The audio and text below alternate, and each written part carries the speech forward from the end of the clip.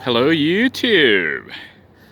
Alright, my apologies for the video cutting off on the, I guess the predecessor to this new series running here, the Noise RV Adventures. Earlier today I took the RV out of storage, even though it's not fully finished being renovated, and decided to take it for a ride and to test it out. And basically the plan is to use the RV, to run it every so often so that the systems can all keep working, so they don't just stop working, and also to add stuff on like power systems and whatnot and get the RV fully functional. And one of the first things I wanted to do today was actually test it out camping, urban. I don't know if you want to call it stealth camping. I guess some people would consider it stealth camping, but it's not very stealth when you're in an RV. And obviously I'm not the only one here. 5 points to anybody who can tell me where we're at. All right, that big Walmart sign is a giveaway. But you can see there are actually several RVs here. I don't know if you can hear the dog in the distance. There's a Class C, smaller than mine, the little tiny Class C there, and then my Class C, which is a 29-footer, and it looks like a 24, 25-footer over there. But anyhow, RV made it safely, no issues. I did lose some rotini, spilled all over the floor, so I'm just going to toss that. It was like $1 at Walmart, but still. Anyhow, system's not fully operational.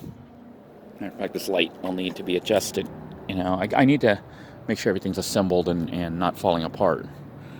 But that's part of the test. Tonight we're just going to try urban camping. I don't know if you would say stealth camping in the RV, and I say we because I actually have my son here. Ended up calling my son to see if he was free and if he wanted to hang out. So he's actually here with me, and we're going to be testing the RV tonight at the Walmart parking lot. And then I think tomorrow he won't be with me, but I'm thinking of camping out at the compound just to try it out in total middle of nowhere.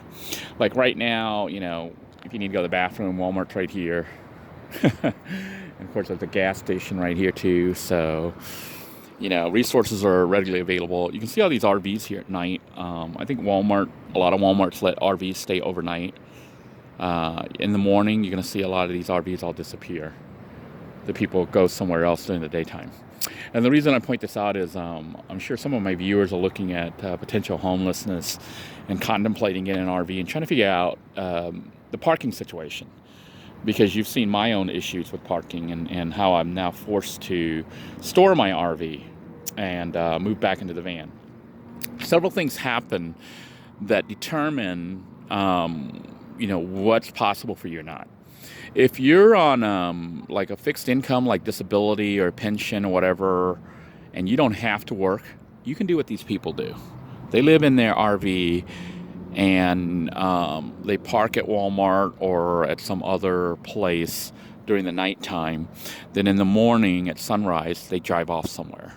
Where they go, I don't know, but I would suspect they go to a park, or they go to the beach, or they go to the causeway, or they go to another parking lot. What you don't want to do is look like you live at Walmart or at Home Depot or whatever, and you're staying there like non-stop. And then some of you are wondering why I don't do that personally. And the reason is I have to work. And what that would mean is while I'm at work, the RV would be sitting there, and somebody could break into it, or the store could end up having it towed away. Anything could happen while you're at work. For you to be able to park at a Walmart parking lot or whatnot and have it work, you pretty much have to be available with the RV so that you can move it. If they come out and they ask you to move it, or if the police knock, you can answer the door before they have you towed away.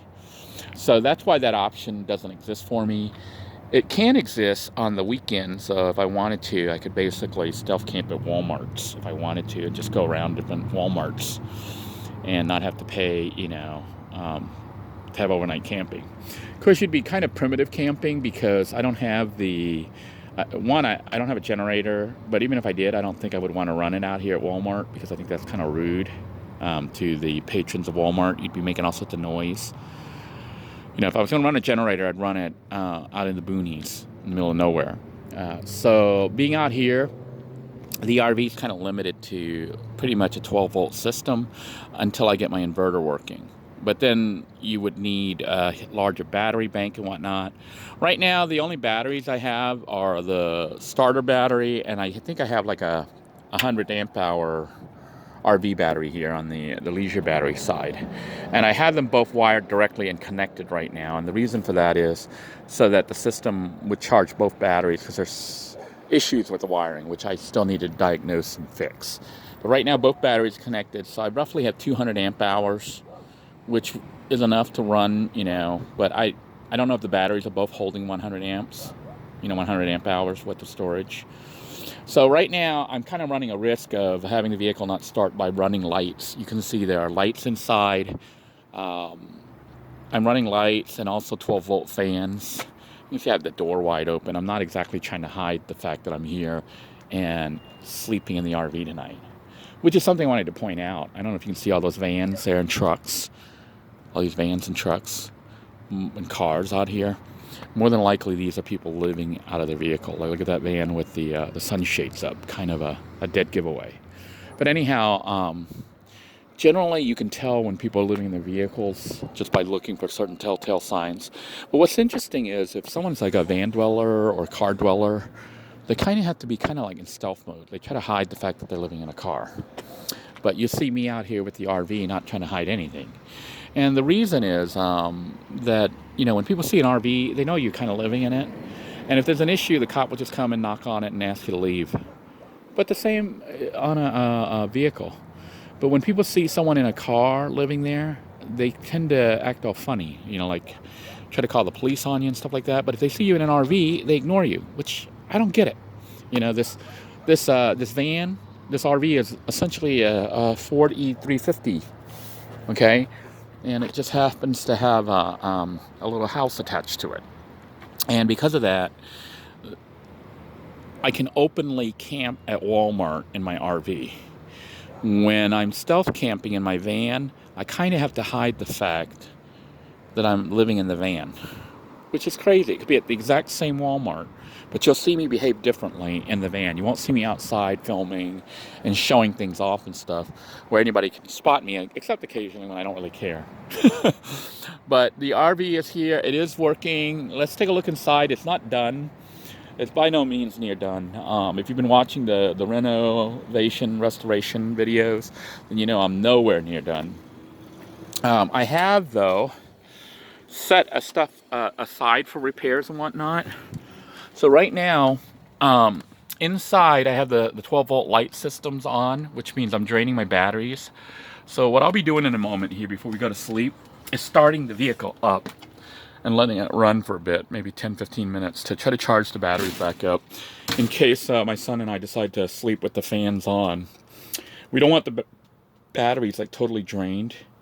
So I'm going to charge it up to try to make sure that we're at least sleeping, when we go to bed with a full charge. And of course, all these lights will be cut off. So, conservation becomes really critical because I do have all the lights on right now, pretty much for show, just to show you guys, it's a house. It's a tiny house on wheels.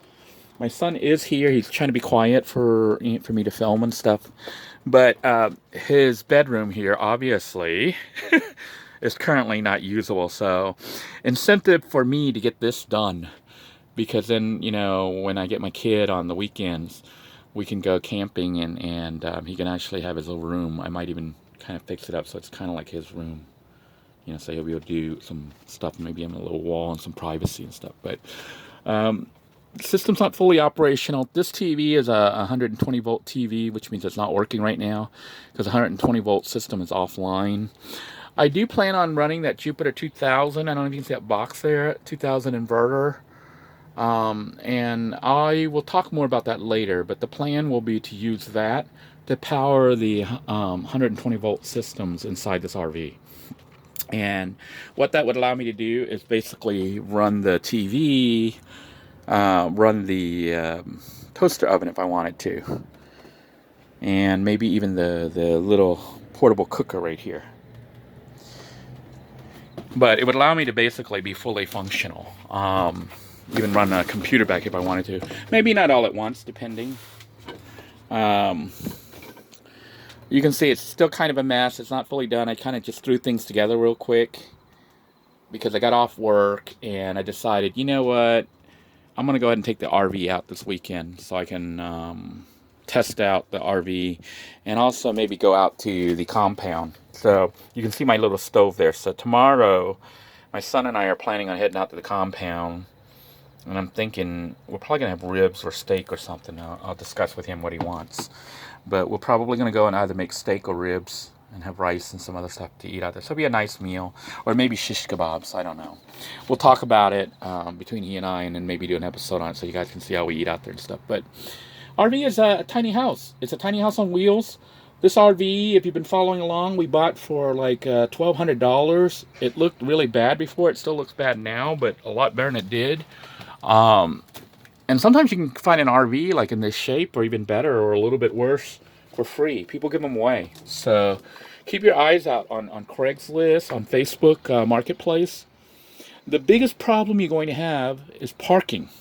If you can get an RV that runs and you don't have to work, like you don't have to leave the RV, you could possibly live in the RV, and move it around. But, if you don't have any way of generating income and stuff like that, you're going to be caught in that trap. You're stuck. But if you have the ability to save money, eventually you could buy land or maybe a house somewhere and park the RV. So these are just some options. It's options I'm currently looking at, but in my case, I actually do have a job right now. It is part-time, but it's allowing me to save money. So right now, the reason I ended up moving out of the RV mobile home park where I was because all the slots were taken by the snowbirds. But then, I started thinking about it. It looked like it was a bad and sad situation, but it's actually an opportunity for me to save money. So I'm trying to buy land or a house or something where I can park the RV, basically. So that even if I get like old house that's not in good shape or anything like that, as long as I'm able to park the RV there legally, I could actually leave it there and live in the RV while I work on the house. So those are options that I'm considering right now. How it plays out, we don't know. But what I plan on doing for this series is taking you guys on the RV adventures that I will be taking good enough on. And you'll get to see some of the repairs as they start to occur. Like right now, I need to fix the radio that's there. I'm going to get a brand new radio, a cheap one. We're not going to spend too much money, but we do want this RV to be really nice, because it is like a home. And the fact that it has power, it runs well now, if all that money was sunk into the engine, the transmission, and everything else, it's worth saving and it's worth keeping. You can pretty much live in this. Might not look that good outside, but inside, once I finish, it's really going to be like a tiny house. So stay tuned. I hope you enjoyed the series. If you're new to this channel, make sure you hit that subscribe button. And if you'd like to keep up with the latest updates, make sure you tap the notification bell. Now, YouTube's been having issues with notifying people, even though they tap the bell. So if you want to make sure you don't miss any episodes, just make sure you check back on this channel daily. Typically, I'll put up one, if not more than one video each day. And, if you have a comment about anything, please feel free to leave the comment down below. I do appreciate y'all being here, and I hope you're having a good day. Take care, everybody. Bye-bye now.